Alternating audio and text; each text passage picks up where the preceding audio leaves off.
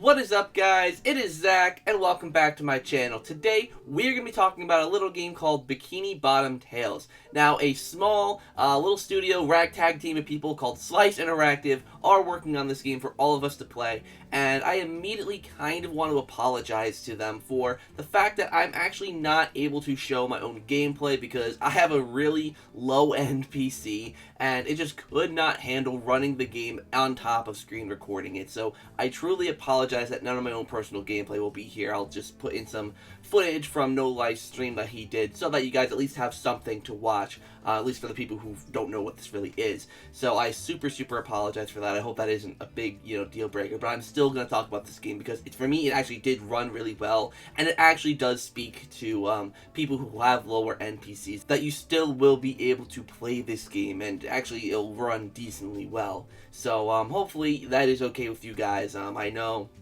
you want to see, how people are playing it, and I really wish I could have, but just know, I'll at least put, a screenshot of my high score. I got, 12 minutes or something like that, but, so I at least got a okay high score. It's really hard, but nonetheless, I really want to talk about this game because, I got asked to by No Life 4 and the rest of the team, so let me quickly talk about what Bikini Bottom Tales is before I go into talking about my playtime with it.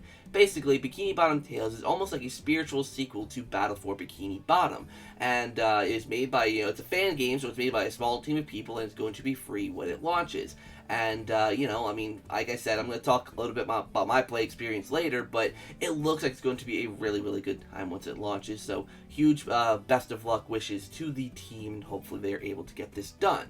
If you want to keep track of the progress of the game as it's being developed, there are two ways you could do so. Firstly, I'm going to leave both of these links down in the description down below. There's a link to No Life 4's channel, and he uploads trailers and all that stuff to Bikini Bottom Tales. So if you want to check that out, like I said, link will be in the description down below, or if you're more of a user of Discord, there's also a link in the description down below to the Bikini Bottom Tales Discord server, where they also provide updates and other fun stuff. Again, link down in the description down below. So I actually didn't get to play the main story mode. I got to play something called the director's cut of the game, and basically the director's cut of the game is a Horde Mode. Now, I know many people are going to immediately think of Rehydrated's absolutely abysmal, poor, indescribably bad Horde Mode. But thankfully, this Horde Mode is actually really good. I would say it's like 20 times better, the Horde Mode that Rehydrated has, even with the bugs that it has, which I will get into a couple of the bugs that are still there later. But nonetheless, it is still a very fun Horde Mode. Basically, it feels just like the main platforming mode. The camera isn't like 20,000 feet back.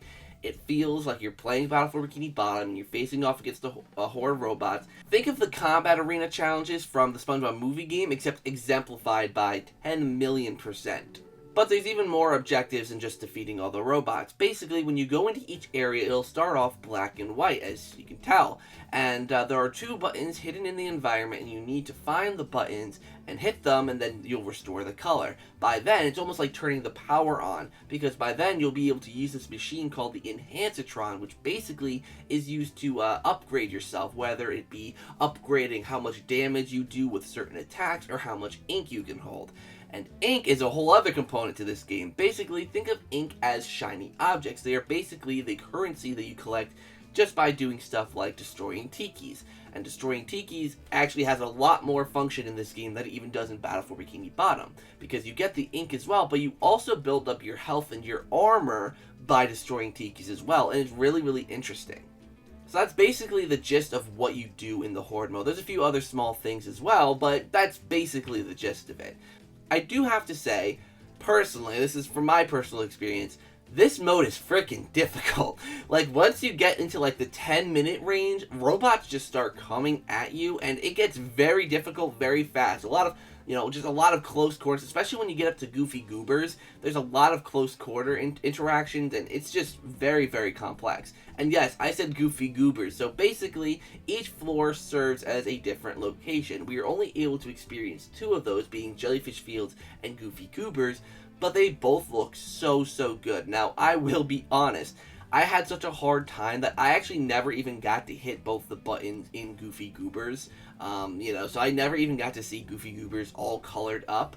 But I know there is a way that you can automatically have the cover on by turning down one of the settings in the graphical menus, but I didn't want to do that. I want to experience the game as I'm presuming it was meant to be played, but I never got to actually do that. So it is unfortunate that I didn't get to see Goofy Goobers all colored up, but either way, it's really cool seeing the diversity of the locations for this mode, and obviously you start off in Krusty Towers, which is a reference to a Season 4 or 5 episode, I think. So I don't know, it's just really, really cool, especially with all the different references. You have the Spatula Deluxe thing from, like, the Help Wanted episode. You have the Stone, or Sponge Henge, I think it's called. The circle of SpongeBob statues that were used to calm the jellyfish down in that one episode. Just lots and lots of different references to different SpongeBob episodes. It's actually really cool to see how much love and care was really put into the locations in this game. Now, of course, this wouldn't be a SpongeBob Battle for Bikini Bottom spiritual successor without robots. There are 5 kinds of robots here. 2 of them, well, almost kind of 3, were taken directly from Battle for Bikini Bottom / the movie game. We have Fodder and Hammer, which are the same exact as Battle for Bikini Bottom. Same exact things, nothing changed.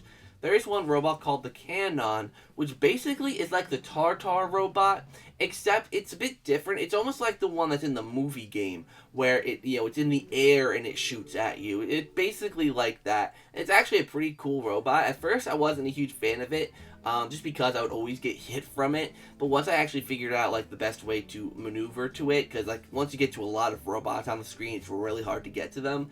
They became more and more tolerable.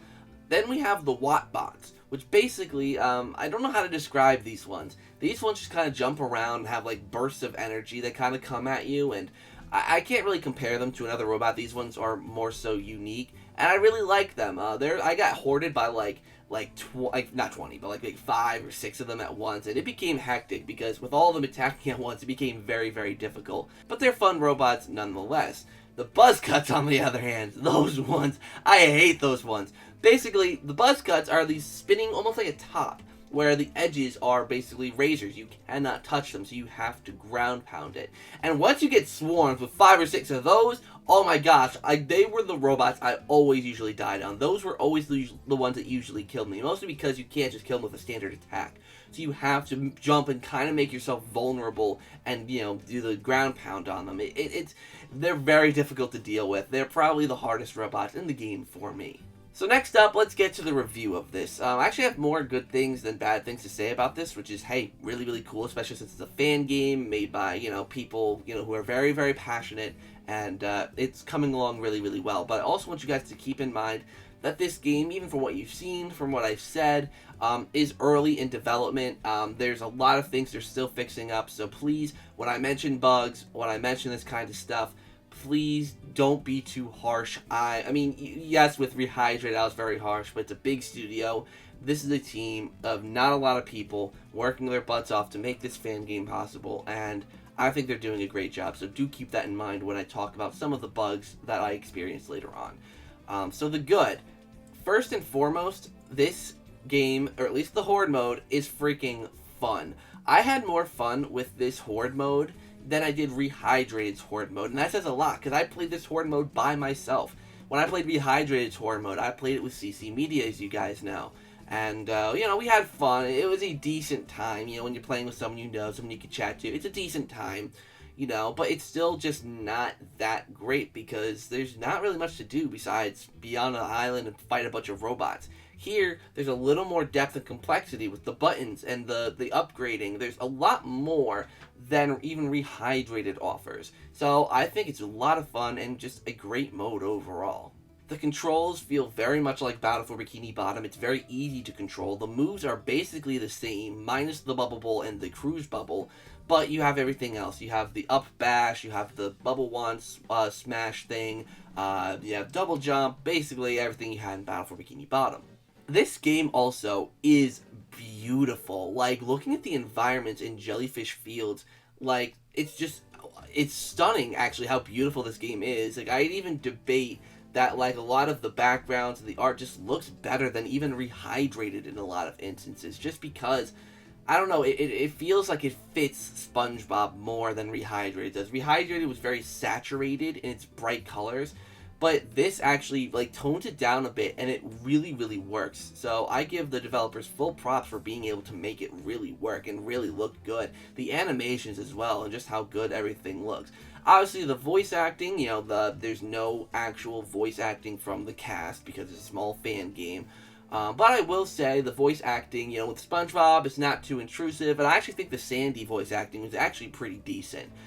So huge shout out to whoever voiced Sandy. I also really love the new things this game introduced. I really think the upgrade system is a great idea. I'm going to talk a little bit about the upgrade system in a little bit, but I think the idea and the concept behind the upgrade system is actually really cool. Especially when it comes to using the elevator, you basically have to upgrade your ink capacity before taking the elevator, because you can only hold 100 initially, and you have to upgrade it to be able to hold 150 to be able to advance to the next section. I think that's a brilliant way to progress. It makes you work for your ink so that you can, you know, spend it and upgrade and all that. The amount of effort put into this game was obviously also very high. Like, I don't want to gush on too much about this, but you could tell that the amount of effort put in by this small studio was absolutely amazing, and there's not much more to say about that. The effort and care and love was clearly put into this, and still is with the game as still being in development. And lastly, something that I personally appreciate, because of the fact that I have a lower end PC, is the amount of options when it comes to the graphical settings and how the game runs. Some games, like Rehydrated, for instance, have very few and very poor options for someone like me who doesn't have a great computer for gaming. I have a MacBook and a very low-end Dell PC. But this game, you know, even like I had to bump the settings down quite a bit, it was still able to run decently well, decently smooth, not very choppy. The game still looked great even with lower settings. You know, like, the amount of options that you can have, like, to me, is probably one of my favorite things about it, is that I initially told No Life 4 I didn't know if I was going to be able to do this because I didn't have a great PC for running it. And thankfully, I was still able to run the game decently well, even though I had to turn down some settings. So, either way, yes, the settings and optimizations, absolutely amazing. Okay, so let's talk about a few of the bugs. This is more so a message to Slice Interactive, just to say a few of the bugs I personally encountered when I played the game. Firstly, I feel like the hit detection can be a bit off, specifically with the ground pound, which made killing the buzz cuts very difficult. Sometimes I couldn't tell, like, sometimes the enemy would take one hit to kill, or sometimes they'd take 2 hits to kill, but I couldn't tell if that was because my hit wasn't registering, or, you know, or if the enemies vary. You know, a single enemy would vary on its hit detection based on how long you go. I wasn't really sure of that, so buzz cuts really became a real pain to kill, you know, when 5 or 6 of them were charging me, as well as hammers and all the other ones. So I feel like the hit detection could be a little bit off, and that does go into another thing with the upgrades. Personally, I didn't feel any benefit to the upgrades. I didn't feel like the upgrades really did much, because when I played the game, I really tried to hammer out Jellyfish Fields and grind up enough points to be able to use the Enhancitron and, you know, upgrade my attacking so that I have an easier time defeating enemies. But I personally did not feel like much upgraded when I did do that. So, I don't know if it's just me not being able to tell, but, you know, just, you know, maybe tweaking out a little bit more with the upgrade system. But like I said, I love the concept. It's just that I wish there was a little more. And the health, I couldn't upgrade. I could upgrade the shield, but not the health. I don't know if it's because it's just not available yet, but I did want to point that out as well, just in case. Speaking of the upgrading points, for those of you who don't know, on the top left corner of the screen, there's a number that indicates how many points you have for upgrading. When you use those points, the counter doesn't go down, so I don't, you know, so sometimes I have to completely guess if I have points or not, because I don't, like, you know, once I have like 7 points, for instance, you know, I use the upgrade thing, and then I go out and fight, you know, I have to keep track, like, okay, now I'm at 9, so I'll have 2 more to use. You know, having that counter reset once you spend the points in the upgrade system will make it so much easier for people to know how many points they have when they go to upgrade their stats and all that. And I think that will just be, I don't know if that's a bug or if that was a design choice, but I think it'll be much more beneficial to have the points deplete after you spend them in the Enhancitron. And lastly, sometimes the physics with the robots can be a bit wonky, and I know that one's probably the most difficult to work with because it's actually working with the physics. But sometimes if they're going up a ledge, or going down a ledge, they'll start jumping and flying, which makes it really hard when you're being chased by a bunch of them, and all of a sudden they start flying right at you.